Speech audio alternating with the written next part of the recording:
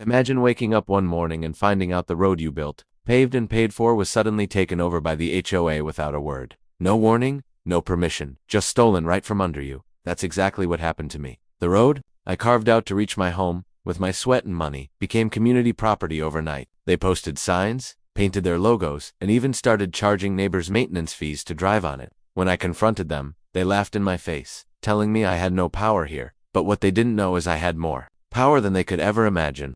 So, I decided to teach them a lesson they would never forget. The next morning, every single one of their cars gone vanished without a trace. And that was only the beginning of their nightmare. Asterisk, when I first set eyes on the land, it didn't look like much. Some people even laughed at me when I told them I was buying it. It was rough, rocky, and overgrown with weeds that reached up to my waist. A narrow trail of packed dirt wound its way through the property like a snake. But there was no real road, no proper driveway, nothing that connected it to the outside world. Most folks drove past it without a second glance. But I didn't see a wasteland, I saw potential. I saw peace. I saw a future that belonged only to me. The day I signed the papers, the real estate agent warned me. She said, "Just know, this isn't like living in a subdivision. The county won't be running out here to fix things. No utilities, no road maintenance, no nothing. You'll be on your own." I smiled at her. That was exactly what I wanted. I wasn't moving out here for neighbors or services. I was moving out here for freedom. At first, getting in and out was a nightmare. My old truck bumped and scraped along that dirt trail like it was crawling over bones. Every rainstorm turned the soil into a soup of mud, and I remember more than once having to wade out in boots just to push myself free. In winter, the snow piled up so high that I couldn't even tell where the path was anymore. But every hardship just made me more determined. This was my land. I was going to make it work, so I saved every spare dollar. Nights, weekends, and early mornings before work, I studied how to build a proper road. I asked questions at supply stores, made notes, watched crews when they paved other parts of the county, and when I finally had enough saved, I rented the equipment myself. The day that first bulldozer rolled onto my property, I felt like I was taming the wild. It wasn't easy. I had never operated a dozer before, and I'll admit, the first few hours I looked like a drunk sailor trying to steer a ship in a storm. But I learned. Inch by inch, I carved out the land, flattening and leveling, cutting a path from the highway straight to my front yard. I spread gravel, hauled dirt, and compacted it until it was strong enough to take the weight of any vehicle. By the end of that summer, I stood there sweaty, filthy, and covered in dust. But grinning ear to ear. My road was more than a strip of gravel and stone. It was freedom. It was proof that I could make something with my own two hands. When I drove down it the first time, smooth and steady, I remember rolling down the window and just letting the wind hit me. It felt like flying. Over time, neighbors began to notice. Folks who lived a little deeper down the rural roads saw the shortcut my road provided. Instead of winding miles around the county's patchy routes, they could shave 10 minutes off their drive by cutting through mine. Mind? I never charged them, never stopped them. In my mind, community meant helping each other out. I figured, why not? I built it to make life easier for me, so if it helps someone else too, all the better. For years, that's how it went. People waved when they passed. Sometimes they even dropped by to thank me, bringing cookies or fresh produce from their gardens. I patched potholes when they formed, spread new gravel every couple of years, and in the winter, I fired up my little snowplow and cleared the way. It wasn't just a road, it was a lifeline, and everybody knew who built it. Everybody respected that it was mine. At least, almost everybody. Things started changing when the subdivision popped up nearby. What used to be acres of forest turned into cookie-cutter houses lined up in rows, and with those houses came rules. Lots and lots of rules. They called themselves an HOA, and they moved in like they owned the land itself. New signs appeared on fences. Notices got stuffed in mailboxes. Suddenly, the neighborhood that used to be quiet and free started feeling like a schoolyard patrolled by hall monitors. At first, they left me alone. After all, my house wasn't technically part of their subdivision. I lived just outside their border, and my road was separate. But slowly, I noticed their cars showing up more and more often on my stretch of gravel. They loved using it, wouldn't they? It was smooth, well-kept, and quicker than their bumpy routes. I didn't complain. I thought it was just like before, neighbors using the road, no harm done. But then came the day I saw the sign. I remember it so clearly. I had just come back from a long day at work, tired and hungry, ready to kick off my boots. I turned down my road, the one I built with sweat dripping down my back, and there it was, a brand new metal sign planted right at the entrance. In bold white letters on green it read, "Private HOA Road, authorized vehicles only." I froze. For a moment I thought maybe I was seeing things, but no, it was there, tall and smug, like it had been standing for years. I climbed out of my truck and just stared. My heart pounded in my chest. The nerve, the audacity, how dare they? This wasn't some misunderstanding. They weren't borrowing my road, they were claiming it, as if all my hard work, all my money, all my effort, Didn't matter. They hadn't asked, hadn't called, hadn't even knocked on my door. They just planted their claim like a flag on stolen land. I touched the rough edge of that sign and felt anger burning hotter than I'd felt in years. I thought about all those nights I'd spent alone in the dark, raking gravel by hand. I thought about the winters where I had frozen my fingers off just to clear the snow so an ambulance could reach an elderly neighbor. And now, suddenly, these people the HOA wanted to pretend it was theirs. I yanked my phone out, snapped a picture, and stormed back to my truck. My hands were shaking on the steering wheel as I pulled up the driveway. By the time I stepped inside, I had made up my mind. This wasn't going to slide, not for a second. That night, as I sat at my kitchen table, I spread out the old paperwork, the deed, the surveys, every scrap of evidence showing that the land and the road belonged to me. I ran my fingers over the ink, reminding myself that this wasn't just some dream I had. It was real. It was mine. They couldn't take it away with a sign. But deep down, even as I stared at those documents, I knew this was just the beginning. People like that don't stop. If they were bold enough to plant a sign on my road, then they were bold enough to try more. And I had the sinking feeling this so-called HOA had no idea who they were messing with.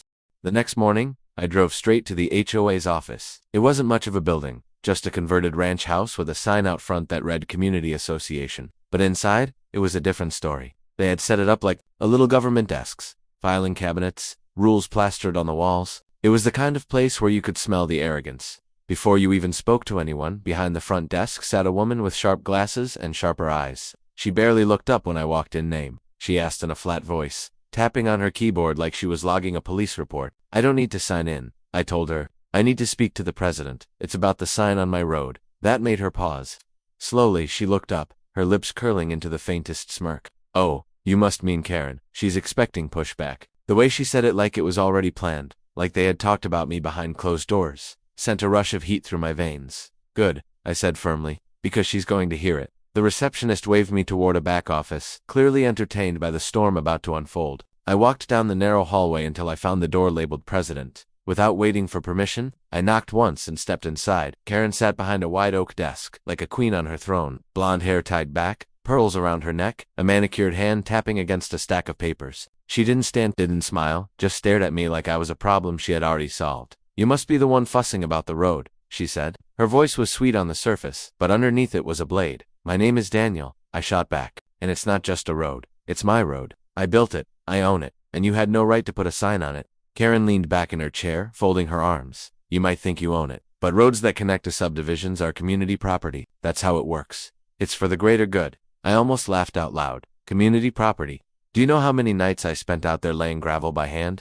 How many thousands of dollars I poured into that strip of land when the county wouldn't lift a finger? That road isn't community property. It's blood, sweat, and mine. She didn't flinch. Instead, she reached into the papers on her desk and slid one across to me. We've already voted, she said smoothly. The board agrees.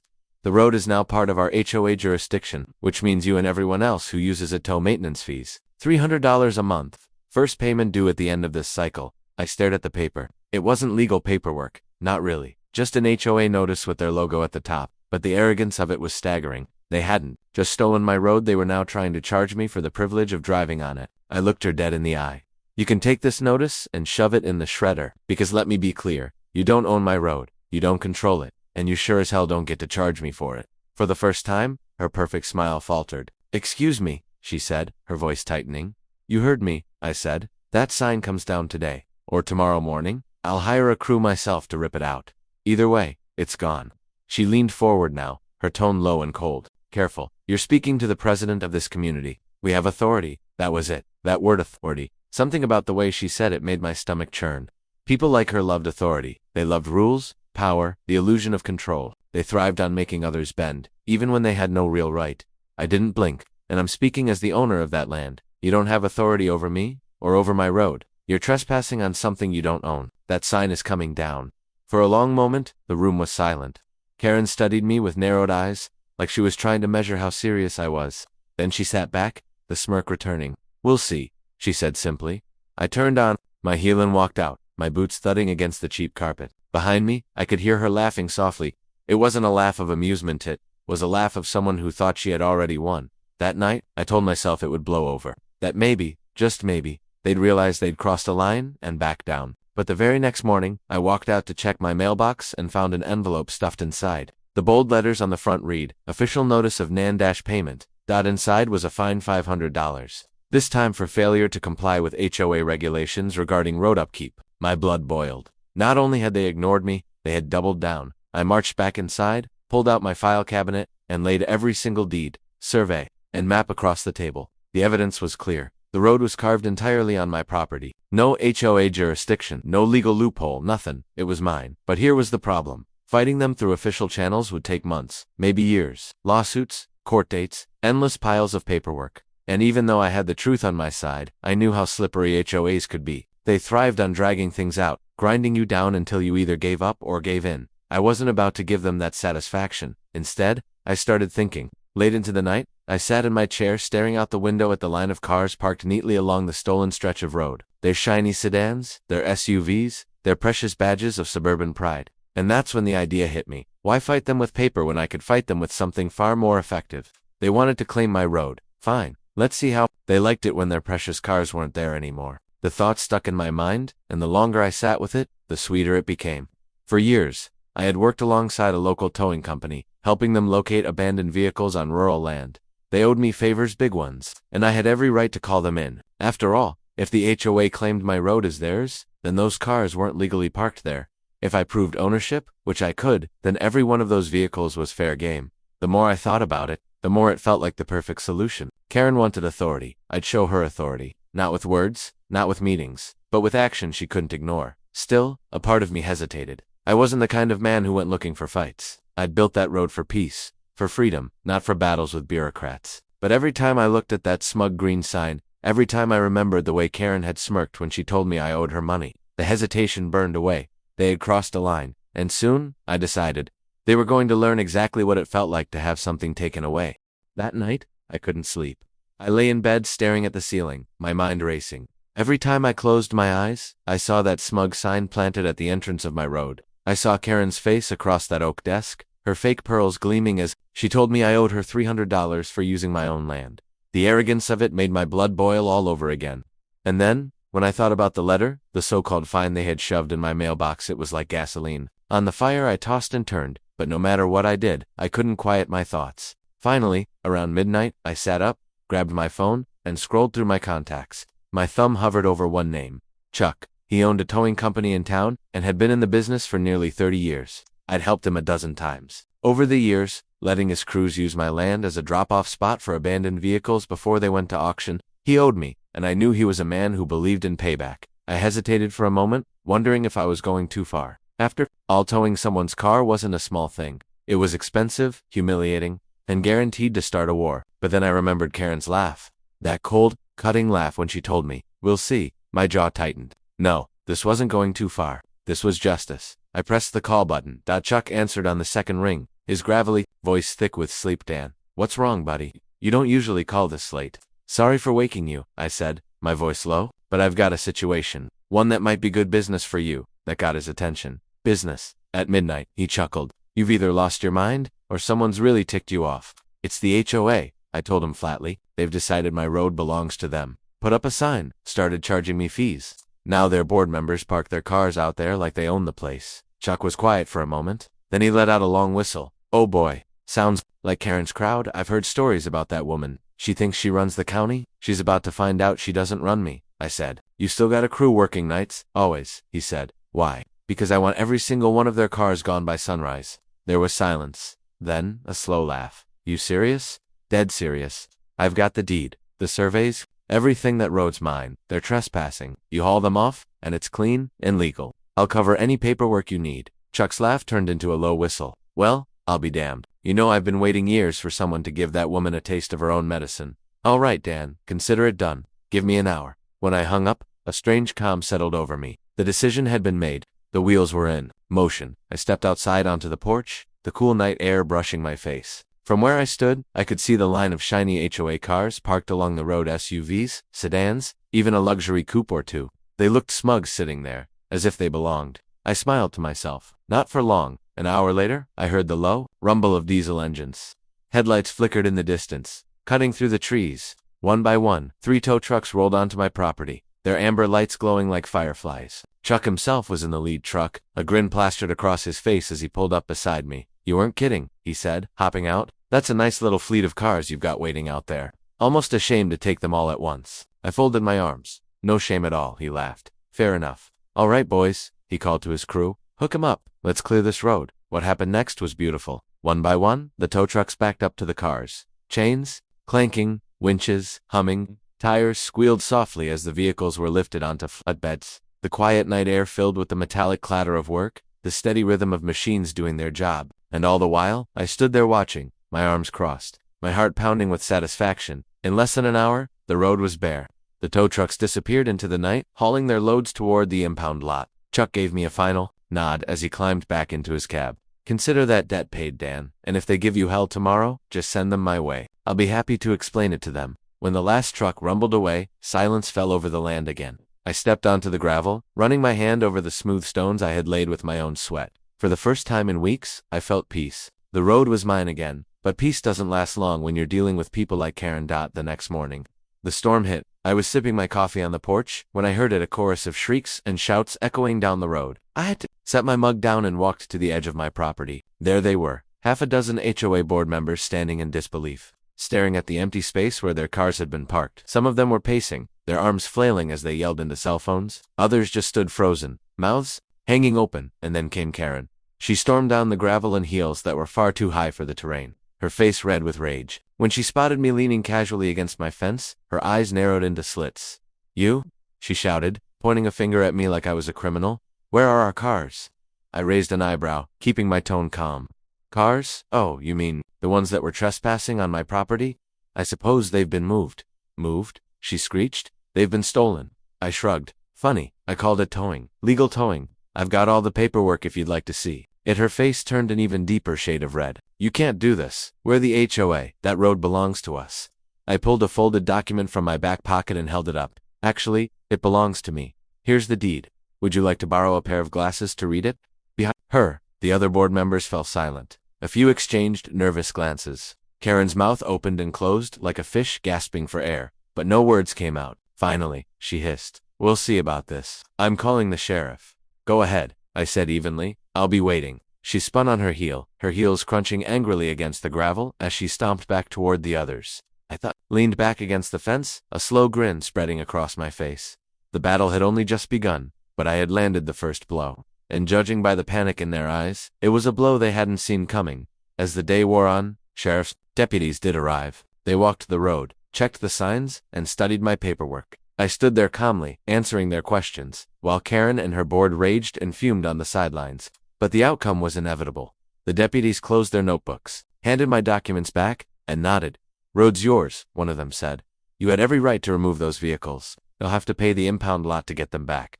The look on Karen's face when she heard that was worth every penny I had ever spent building the road. Her mouth twisted into a snarl, and for the first time, I saw something in her eyes that looked a lot like fear. That night, as I drove down my quiet, empty road, I couldn't help but smile. The HOA had wanted power. They had wanted control. But now, for the first time, they knew what it felt like to have something taken away. And this was only the beginning. The morning after the sheriff confirmed the truth, I thought maybe things would calm down. After all, I'd proved my point. The cars were gone. The road was mine, and the HOA had been embarrassed in front of the law. A normal person would have cut their losses, apologized, and moved on. But Karen wasn't normal.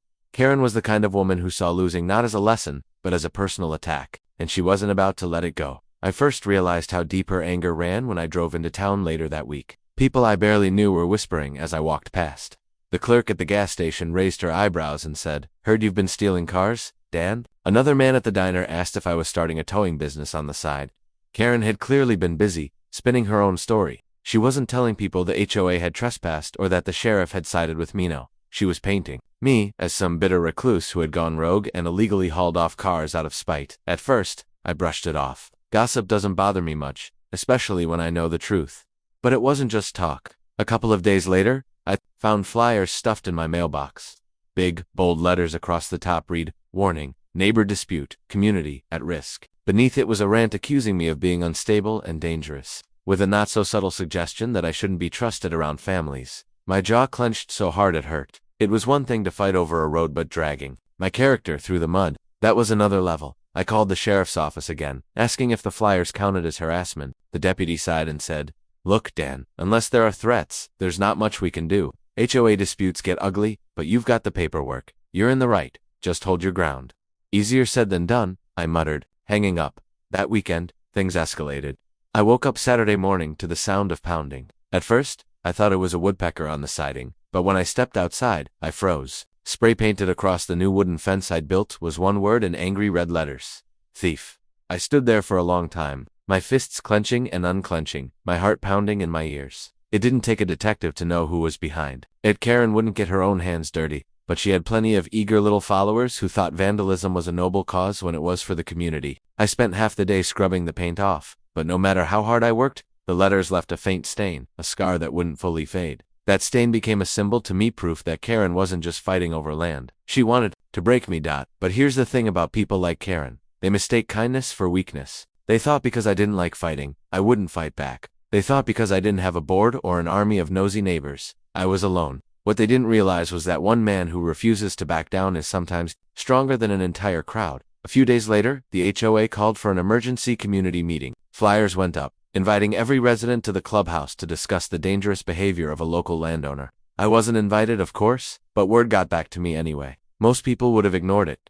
Not me. That evening, I put on my cleanest shirt, grabbed my folder of deeds and land surveys, and walked right into their clubhouse, like I belonged there. The room fell silent the moment I stepped inside. Karen, standing at the front with her clipboard, looked like she'd seen a ghost. Well, I said calmly. I hear you've been talking about me. Thought I'd come listen for myself. Murmurs rippled through the crowd. A few neighbors looked uncomfortable. Others glared at me like I was some villain out of a storybook. Karen quickly recovered, forcing a smile that didn't reach her eyes. Dan, she said sweetly. This is a private meeting. Homeowners only. I held up my folder. Then maybe you should stop discussing land that doesn't belong to you. My road, my property. I've got the proof right here. But if you'd like, I can go ahead and show the sheriff again. Gasps broke out in the crowd. Karen's smile faltered. One man in the back cleared his throat and asked, "Is it true? Does the road actually belong to him?"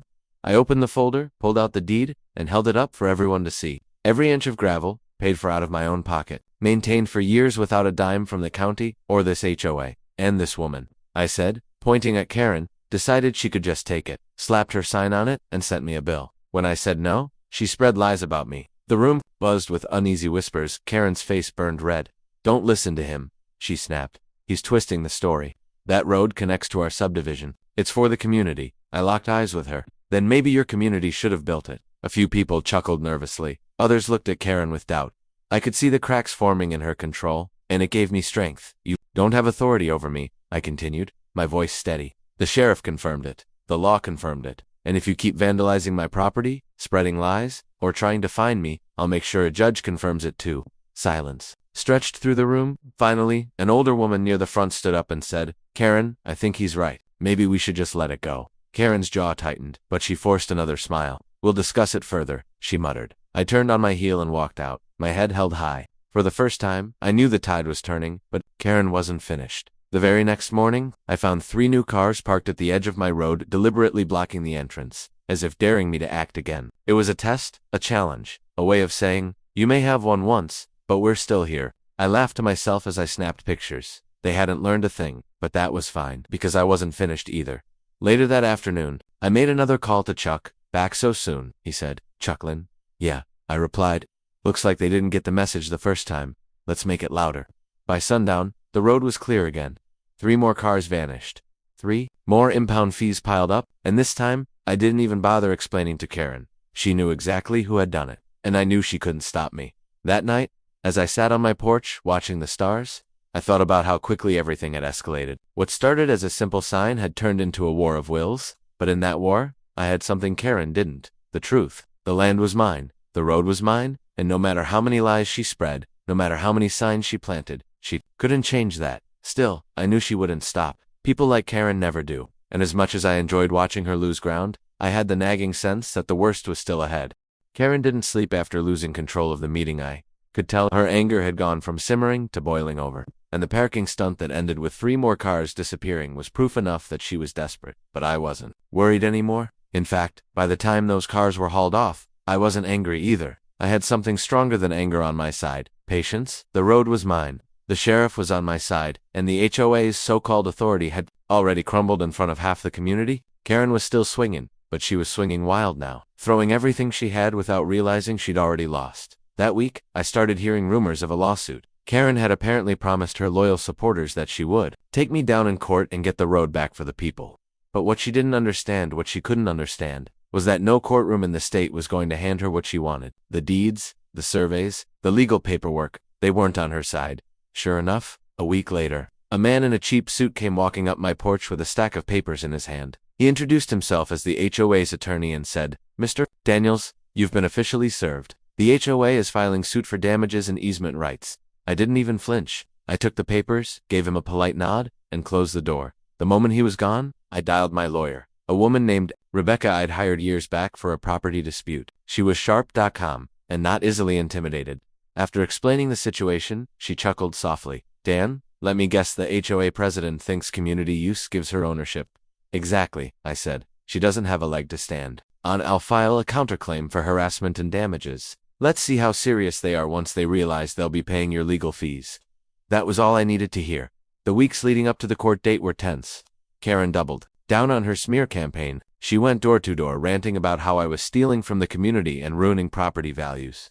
Flyers kept appearing on my fence, accusing me of everything from greed to being mentally unfit to own land. Kids on bikes would shout insults as they rode past, coached by parents who believed Karen's lies. But in every crowd, there were cracks. Neighbors who had once blindly supported the HOA started to look at me differently, not with hate, but with hesitation. They remembered the sheriff siding with me. They remembered me showing up at that meeting with the deed. And quietly, one by one, people began to realize the truth. Karen was wrong. When the day of the hearing arrived, the courtroom was packed. Half the HOA was there, arms crossed, eyes burning into the back of my head. Karen sat at the front table, with her lawyer, dressed in a blazer too sharp for the occasion, her face twisted into a smile that didn't fool anyone. Rebecca leaned over and whispered, "Relax. This won't take long." The judge entered and the case began. The HOA's lawyer argued that because the road connected directly to the subdivision, it should be considered community property.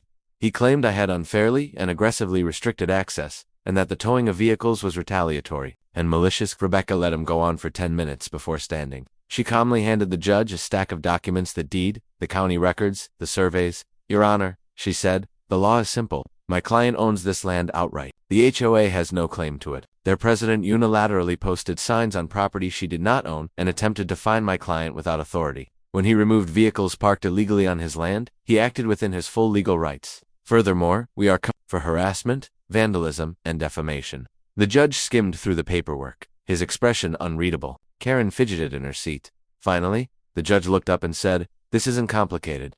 The property belongs to Mr. Daniels. The HOA has no authority here. Case dismissed." A ripple of gasps and murmurs spread through the room. Karen shot to her feet, her face red with fury. But, he can't just take the road," she shouted. The judge fixed her with a sharp glare. "Ma'am, he didn't take anything. It was never yours to begin with. And if I see another frivolous filing, I'll personally fine your association for wasting the court's time." Karen's mouth opened and closed like a fish out of water. She wanted to argue, but there was nothing left to say. Rebecca leaned over and whispered, "Told you." Walking out of that courtroom was one of the sweetest moments of my life. For once, it wasn't just me telling the truth. It was the law, in black and white, for everyone to see. The HOA members followed Karen out, some of them muttering angrily, others keeping their heads down in shame. I could tell some of them were realizing they'd been dragged into a fight they never should have been part of. But Karen wasn't just defeated, she was humiliated. And humiliation can be more dangerous than anger. Over the next few weeks, the subdivision grew quieter. No more flyers, no more cars parked on my road. Even the whispers at the diner died down. It was as if everyone collectively decided to drop the fight and pretend it had never happened. But Karen kept her distance. I saw her once, standing at the edge of the subdivision, glaring down my road like she was staring into enemy territory. She didn't wave. She didn't speak. She just turned and walked away. That suited me just fine. I patched up the last of the spray paint scars on my fence, replaced the boards that had been ruined, and reseeded the grass along the road. Slowly, life returned to normal. I could drive into town without feeling like I had eyes burning into the back of my head. I could sit on my porch in the evenings and hear nothing but crickets and wind. And the road, it stayed clear. No signs. No finis. No interference. Mine. Just as it had always been. Looking back, I realized the whole battle had been about more than land. It had been about control, about Karen's need to dominate, to expand her power beyond what she was given. She thought she could bully me into submission, the way she bullied half her neighborhood. But what she forgot is that some people can't be bullied. Some people have already fought harder battles and learned not to bend. The HOA tried to take what wasn't theirs, and in the process, they lost more than just a fight. They lost their reputation, their credibility, their unity, all because one woman thought she could push too far. As for me, I didn't just get my road back, I got peace of mind. And peace, once you have it, is worth more than anything. If you enjoyed this story and want to hear more shocking real-life battles like this, make sure you like, share, comment, and subscribe to my YouTube channel, Bright Reality. More powerful stories are waiting for you there.